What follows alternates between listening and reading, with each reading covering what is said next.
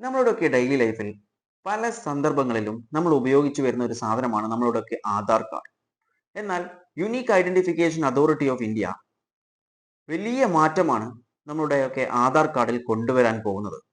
ഈ വരുന്ന ഡിസംബറോട് കൂടി ഇത് പ്രാബല്യത്തിലേക്ക് കൊണ്ടുവരാൻ സാധിക്കുമെന്നാണ് അതോറിറ്റി അറിയിച്ചിട്ടുള്ളത്.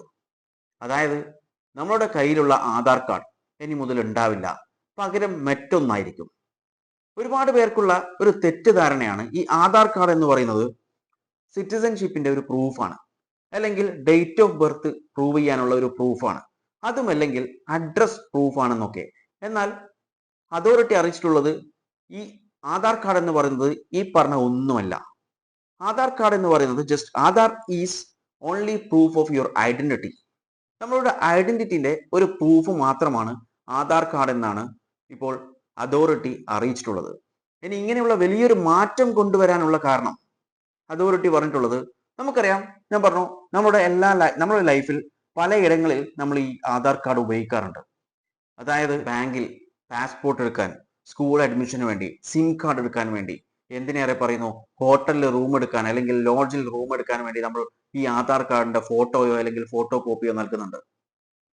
നമുക്കറിയാം, പിഞ്ചു കുഞ്ഞു മുതൽ മുതിർന്ന ആളുകൾ, വയസ്സായ ആൾ വരെ ഈ ആധാർ കാർഡ് കയ്യിൽ ഉള്ള ആളുകളാണ്. അതുകൊണ്ട് തന്നെ ഇതിന്റെ മിസ്യൂസും അതുപോലെ ഉയരുന്നുണ്ട് എന്നാണ് റിപ്പോർട്ടുകൾ പറയുന്നത്.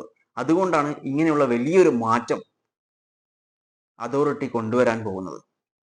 നമുക്കറിയാം എത്രത്തോളം മിസ്യൂസ് ചെയ്യപ്പെടുന്നു എന്ന് പറയുന്നത്. നമ്മളൊക്കെ പേഴ്സണൽ ഇൻഫോർമേഷൻസ് ആണ് ഈ പറയുന്ന ആധാർ കാർഡിലുള്ളത്. നമ്മളുടെ അഡ്രസ്, നമ്മുടെ ഡേറ്റ് ഓഫ് ബർത്ത്, പിന്നെ ഈ ആധാർ കാർഡിന്റെ നമ്പർ, അങ്ങനെയുള്ള പല കാര്യങ്ങളും ഈ ഒരു ആധാർ കാർഡിൽ ഉണ്ട്. അതുകൊണ്ട് തന്നെ അത് എത്രത്തോളം മിസ്യൂസ് ചെയ്യപ്പെടുമെന്ന് നമുക്കൊന്നും ഊഹിക്കാൻ പോലും പറ്റില്ല എന്നാണ് അതോറിറ്റി അറിയിച്ചിട്ടുള്ളത്. അതുകൊണ്ടാണ് ഈ മാറ്റം. അതായത് മാറ്റം എന്ന് പറയുന്നത്, നമുക്കറിയാം നമ്മുടെ ഇപ്പോഴത്തെ ആധാർ കാർഡിലുള്ള ഡീറ്റെയിൽസ് എന്ന് പറയുന്നത് നമ്മുടെ അഡ്രസ് ഉണ്ടാവും, ഡേറ്റ് ഓഫ് ബർത്ത് ഉണ്ടാവും, പിന്നെ 12 അക്കം ആധാർ നമ്പർ ഒക്കെ ഉണ്ടാവും.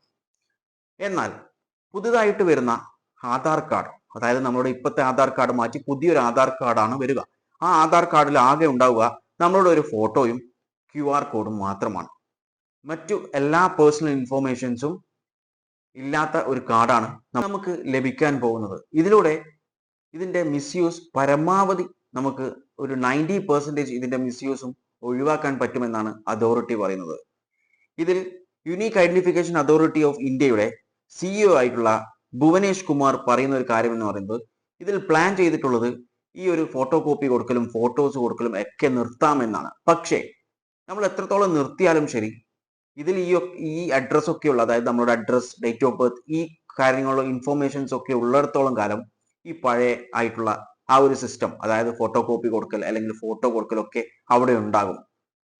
അതുകൊണ്ട് അത് ഇല്ലാതെയാക്കുക, അതായത് ഈ നമ്മുടെ ആധാർ കാർഡിൽ നിന്നും ഈ പേഴ്സണൽ ഇൻഫോർമേഷൻസ് ഒക്കെ ഒഴിവാക്കുക എന്നുള്ളത് മാത്രമാണ് ഇതിനുള്ള സൊല്യൂഷൻ എന്നാണ് അദ്ദേഹം പറഞ്ഞിട്ടുള്ളത്.